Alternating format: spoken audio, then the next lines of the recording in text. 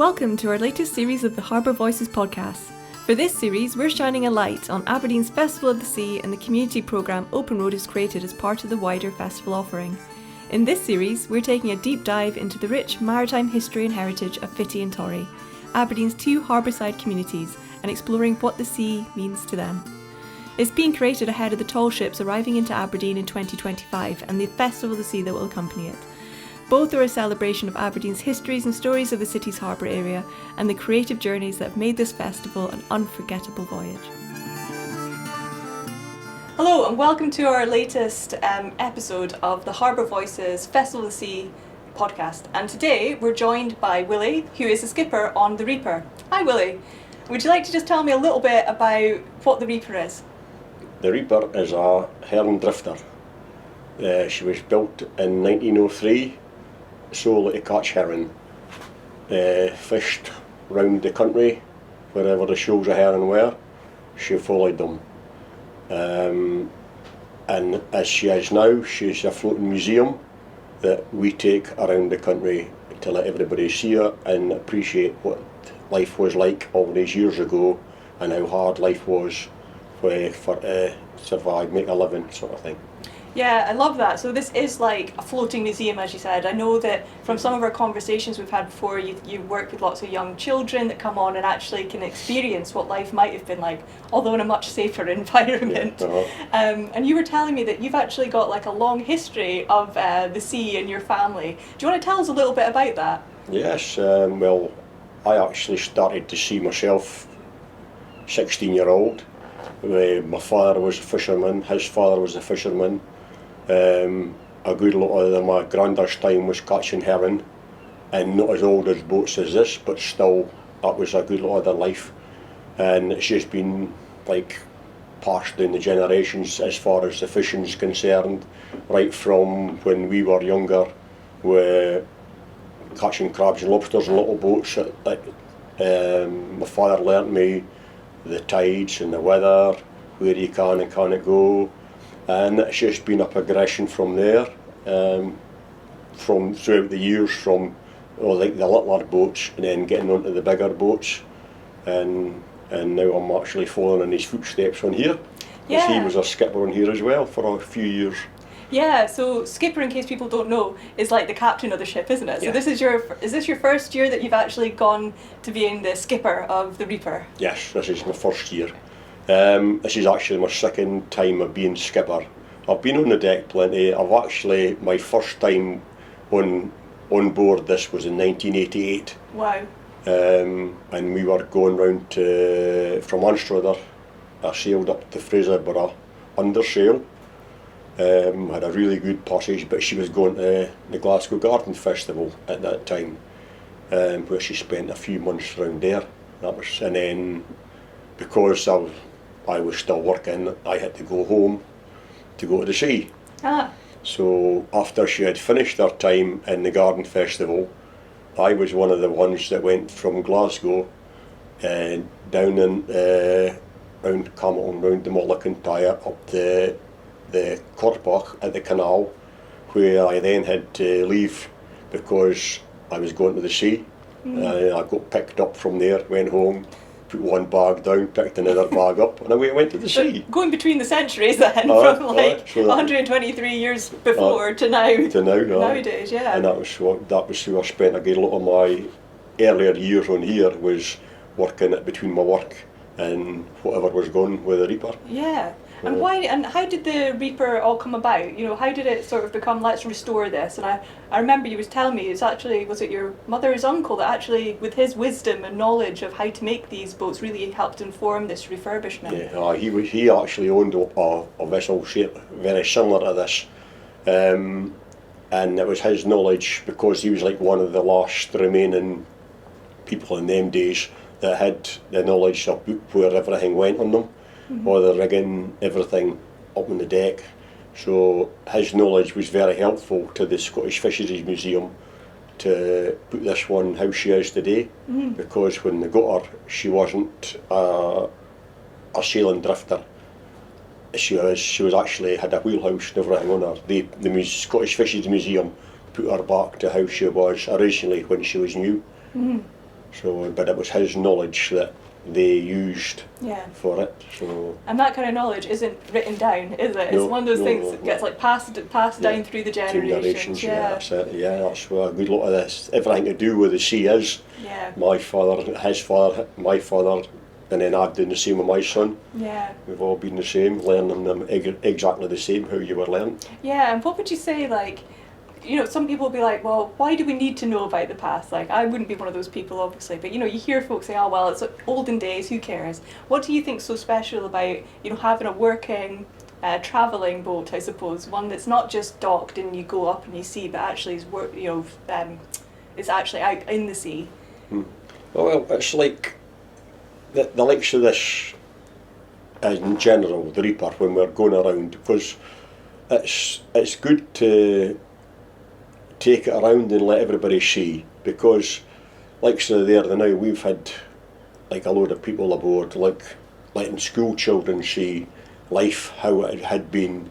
We had them up on deck pulling the sails up, we had them down here, the stories about the heron and how the heron were caught, and we had them in where everybody sleeps in the cabins and letting them see what life was like in them olden days where you couldn't just go and put the kettle on, you couldn't just go and plug something in and get your Wi-Fi. Everything was, you didn't have anything like that. It was really tough, hard going, and it was all manual, like so pulling the sails up and pulling nets in by hand and everything, just totally how they'd never ever seen it sort of thing.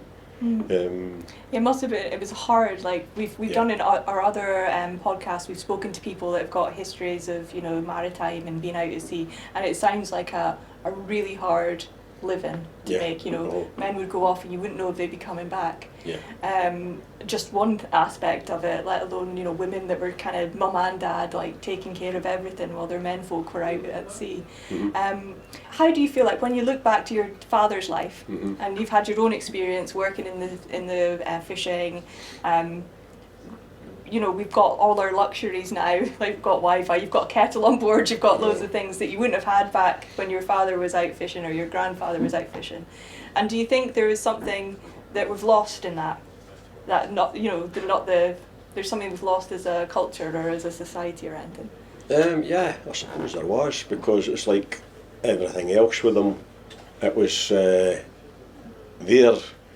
they always spoke about the good old days, but we used to look at it wasn't the good old days because it was really hard. Yeah. We had it easier because we had more machinery to help us, whereas they didn't. We were still manual work, but they had it even more so, and my grandfather even more so.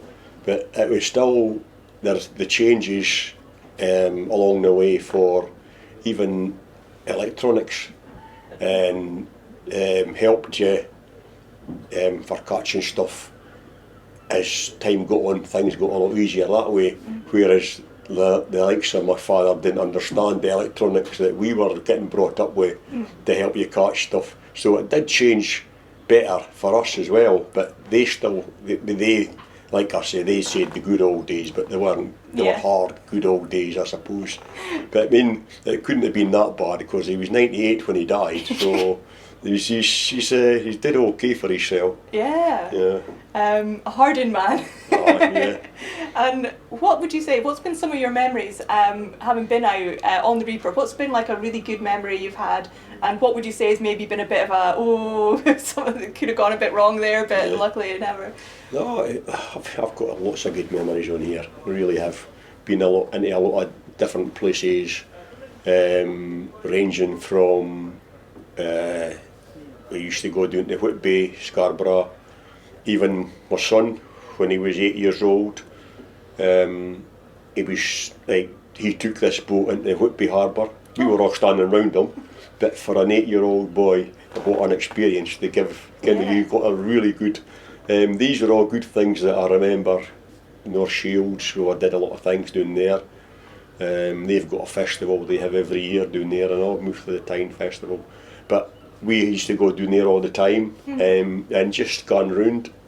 A good lot of it is meeting people, but fishermen usually as well that you've not seen, and you're in different harbours. Oh. When you get around, and it's surprising how small this world really is. Yeah. When you start looking at where you go with this and the people that you meet. Yeah. And it's been, I think, a lot of good experiences, a lot of things I never thought I would do, sort of thing, with this boat, going different places. But hopefully we'll get a few more. Yeah, Now definitely. that I'm skipper and all, but now that we'll get a few more, hopefully, just to go and have a look around. And I can't believe how big it actually is, because when you see it from, the outside, before you're down in the kind of belly of the ship like we are just now, you just think it doesn't look very big, and that it would be so compact down here, but actually you can totally stretch out. And your cabins, like where you sleep and everything, they've got enough room for what, 6'5" person? Like, and you just wouldn't expect that on a boat like that's got this heritage and this kind of like history behind it. No, it's right enough. There is lots of room. It's been utilised good for what it is. Like, it's obviously down here we've utilised what would have been where you would keep the fish for a museum area, and where we sleep. We've utilised that as much as we could as well. But there is plenty of room in there. A lot of people, like as ourselves, looked and went, "Oh, that looks tiny in there," and it's not. It's a small hole so that if the boat rolls, you don't fall out and land on the floor. Yeah. That's the whole thing of it. Yeah, so I don't know what I was expecting. I think I was expecting hammocks and something like that. No hammocks. You must have had some scary times at sea before, because that's part of going out to sea, is you don't know what you're gonna, you don't know what it's gonna be like. Surely, can you tell us some of those kind of memories that you might have had, where you've been like, oh, that was a bit. I've had a few things with different boats. Not necessarily on this one, but times on boats where things have went wrong, and it has been you've had to call somebody else to come and help you. Bad weather was usually a favourite, getting caught in bad weather and things like that. But we've had one of the times the boat went on fire. Oh, because that's the worst thing about her boat, isn't it? That was the scariest thing I've ever had. Yeah. It was that sort of, because it was something that was out of your control. Yeah. But what happened with the fire then? It was just a pipe that burst and went on top of something on the engine and ignited. Oh. And then we just had to shut everything down. A lifeboat come and towed we in. But it was just scary. Yeah. Watching these flames. Oh, I bet. So, but that was on a different boat. But yeah, we've had a few things, like a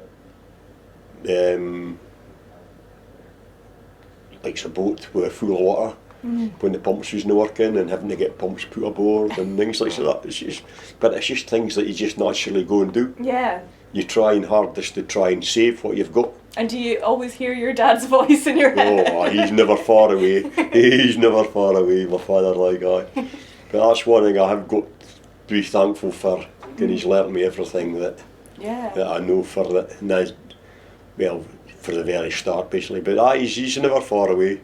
And you were telling me that after he retired from fishing, he got involved with the Reaper, and was that when it was getting restored, or what was your dad's kind of involvement? My father was it was for the very start, like from the when they put her back to how she is now. He did a lot of the helping out with the maintenance, basically, because my father was on his fishing boat. He was the engineer as well, so he was looking after the engine room as well, anything mechanical, the painting, scraping and painting and all that sort of things. It was just like everybody else in the boats club in the museum.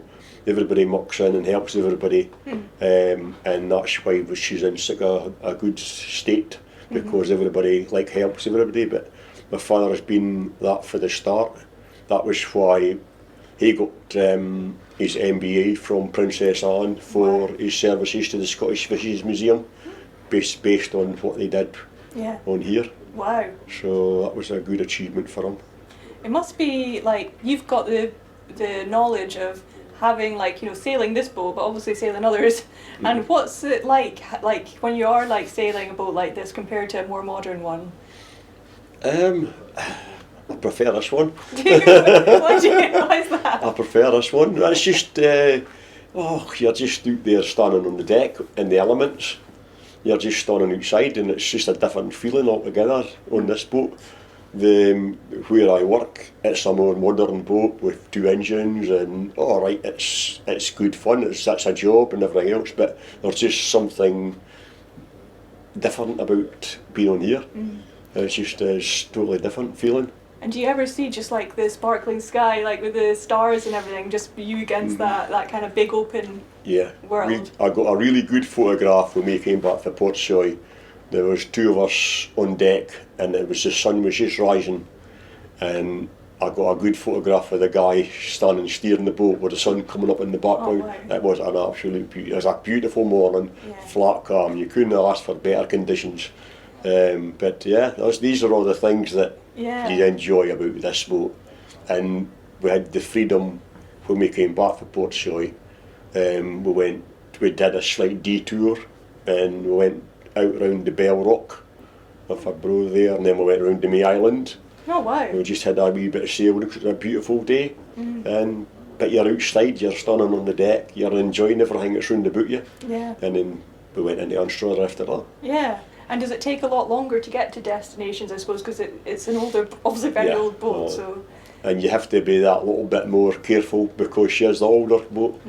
You don't, like the boat I'm on, it's steel, it's newer, and they're built to be pushed, whereas this one, not anymore.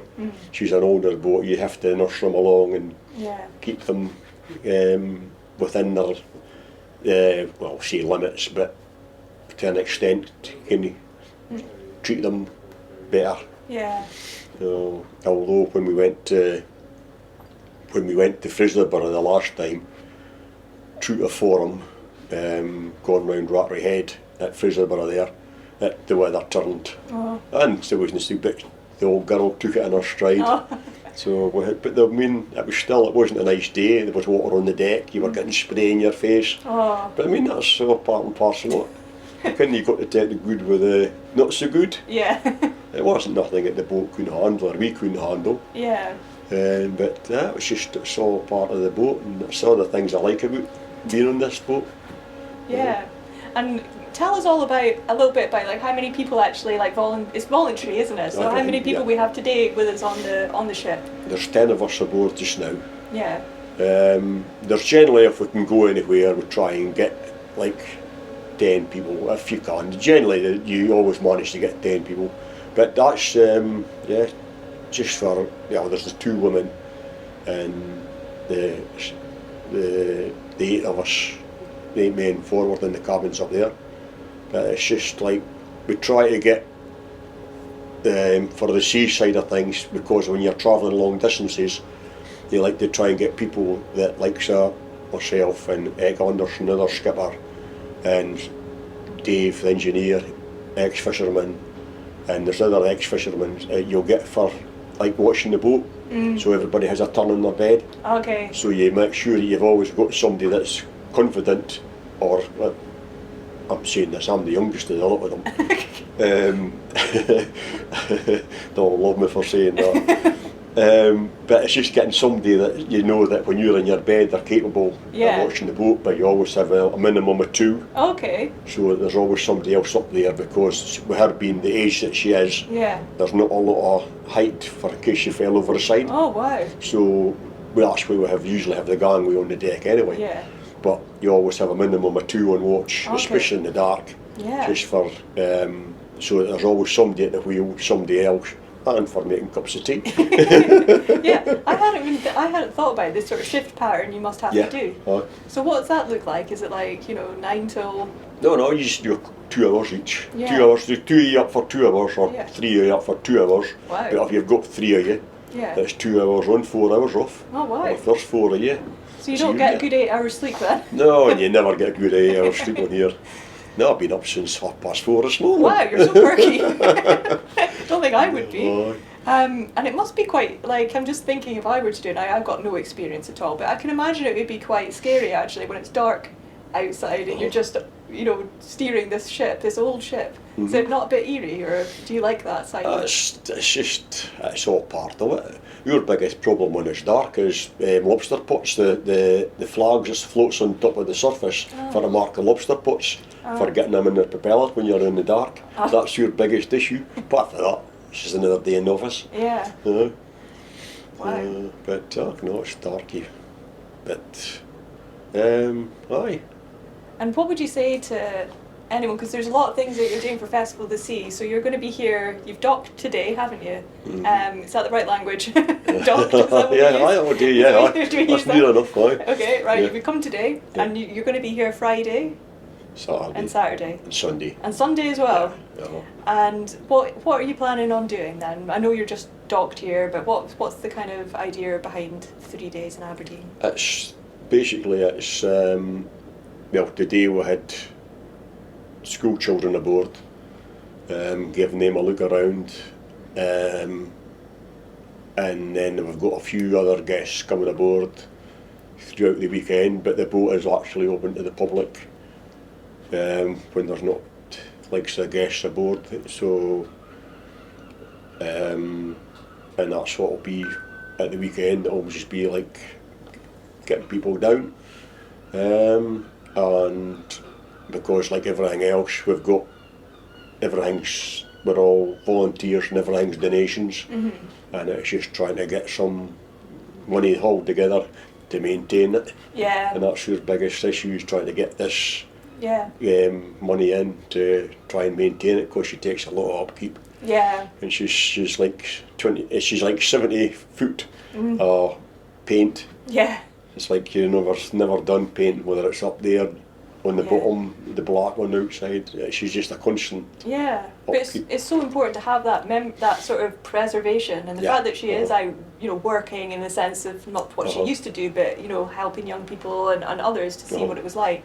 Because I think it's such a shame that a lot of our heritage, particularly in like Scotland, so fishing heavy, like a lot of that is now forgotten about. So I think it's like really important to have these opportunities to be here and to actually experience a little bit, like the good side of what it must have been like. And just looking around this this ship, like you see there's always bits of history, apart from physically looking like you're on the original boat, but there's like the boots that the fishermen used to wear, which weigh a ton, don't they? And just if they fell over, then they would have died. That's it. They're straight to the bottom, because you couldn't kick them off. No. They were just heavy leather boots. That was all they had in them days. But it's just a lot of people didn't understand how hard it must have been, because like so nowadays you've all got your up-to-date waterproofs that are all weatherproof for certain kinds of things, but them days they had nothing. No. It was it wasn't even oilskins as such, it was just a cloth covered in wax type of stuff to try and keep the water out of you, but you weren't really even like getting properly dry. Yeah, like you're constantly wet. You were constantly all the time. So, but. And you have to tell us a little bit about some of the superstitions that the fishermen used to have, because you were telling me some of them before and they sound brilliant, but I know. There's reason to them, so sometimes. There is a reason to some of them. We were all brought up with superstitions. My father, the men on the boats. There's still a good lot of people have got superstitions as well. I can tell you some of them was like, so one was a crab, because a crab doesn't go forward, it goes sideways. A lobster clips its tail, it goes backwards, whereas everything to do with the sea, you're always wanting to go forward. These things don't. And it's the same, a good lot of superstitious fishermen, they would come down, start their engines and always put it into a head so it goes forward first, so they're not having to go backwards. It was all these little things that certain animals are very superstitious about certain kind of animals, and that was just like but rabbits, there was superstition about rabbits. Was it that you couldn't say rabbit or you couldn't eat rabbit? No, it was just saying it. Oh. the other one, I mean, I am not superstitious because I had it hammered into me all my life from my father. Pigs was another one. Oh. It was a curly tail. Yeah. A rabbit was a muppy. Ah. And why was the rabbit so seen as a... Well, that's just thing we just couldn't get our head around. Oranges. Yeah.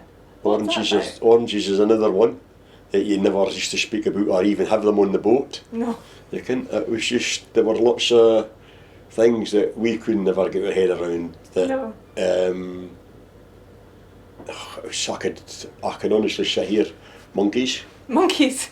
They were another superstition that you didn't go down. Oh, here.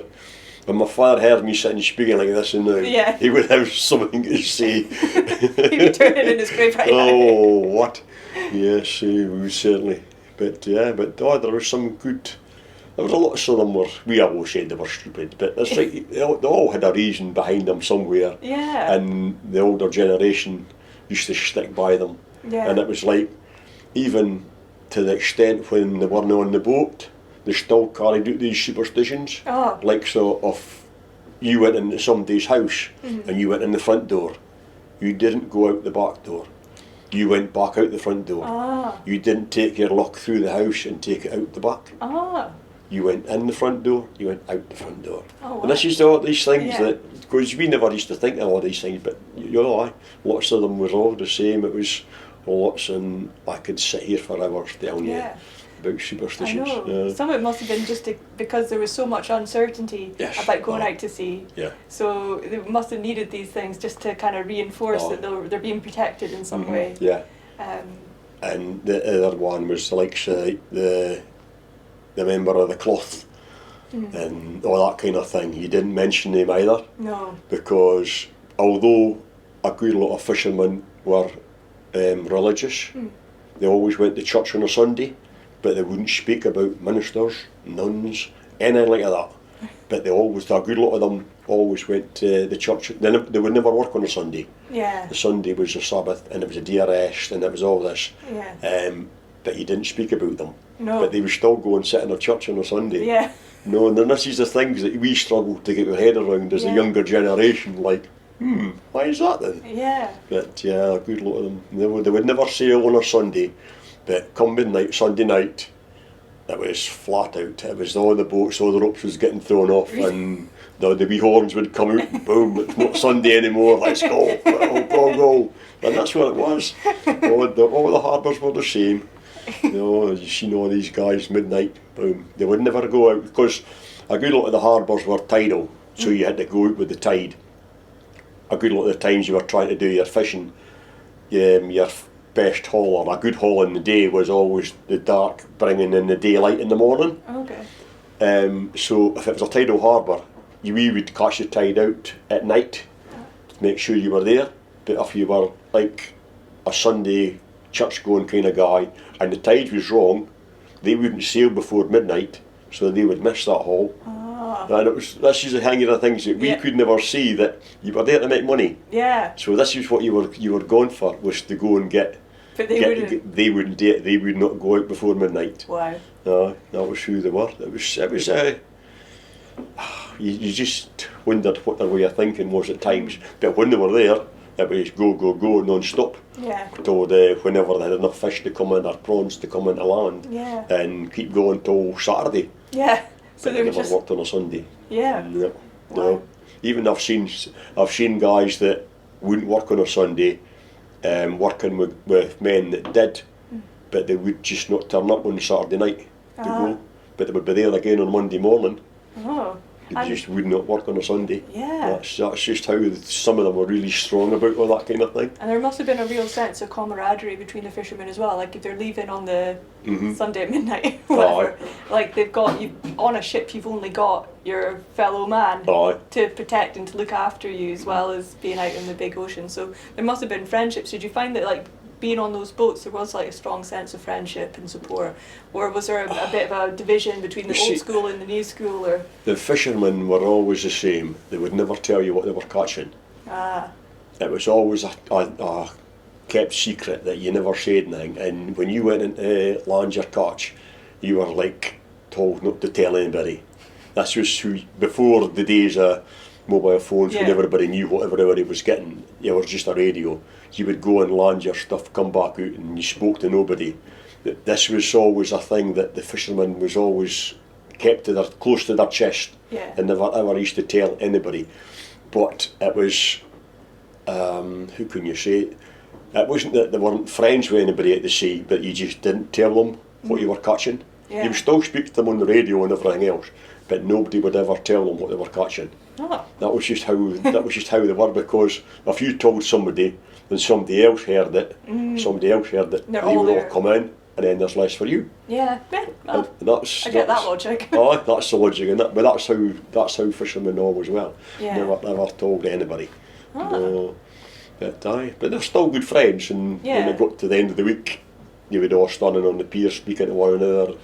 But there was always that they would never ever divulge that information. Yeah, kind of makes sense. And there was like fisher families that kind of married each other, wasn't there? Like that was the kind of thing as well, to keep it kind of like contained as well. Yeah, there's a lot of that when you used to go and all your sons and daughters were all getting married together, and yes, there were lots of that. A good lot of that was some of the smaller villages used to do that as well. But there were a good lot of that went on. And what was the main reason for that? I reckon it was. I suppose it was more or less because you would get some people from one village, and then they would go like another couple of villages up the coast, and then they would get their families together and they would marry. But it was just keeping everything into the fishing. Everybody was still fishing, sort of thing, and it was like one was keeping. If maybe that son would move out of that village with that daughter and go back to her village. And that's how they started moving about. And there was quite a lot of that used to go on. Like, so you would hear the same name in one village, but it originated from another village further down the coast. So he didn't actually really belong there, but he married there. He married the lass that lived there, and then he had a family there, and they had family there, but they actually didn't belong to that village. They belonged like a couple of villages down the coast, and that's just who it used to go on all the time. They had quite a bit of that kind of thing used to go on, more so the smaller villages like. And what would you like? What kind of future would you like to see for like your grandchildren and that kind of thing, with like this kind of heritage and your history with the sea as well? What do you kind of hope for the next generation? Just to try and keep all this stuff still alive for them to see what's still going on around about them. Because this type of history isn't learnt at school. They don't get this sort of stuff what has went on all these years ago. And it's just to try and keep everything going so that everybody can pass it on to future generations even. And that's all we're really trying to do. That's what I would like to see happen. Because my son's got a good lot of knowledge off of me for the sea and everything in it. And I'm kind of hoping that he would pass everything on. Because that's who I was learnt. And it's just trying to keep everything going, basically, really. So. Well, Willie, it's been an absolute pleasure. Thank you so much for chatting to us. It's been amazing to hear all your memories and to hear all about the Reaper as well. So thank you so much. Thank you for listening to this Harbour Voices podcast. This series has been created with the support of Aberdeen City Council. If you've enjoyed this podcast, please share with others and check out the rest of our Harbour Voices episodes on www.openroadlimited.com.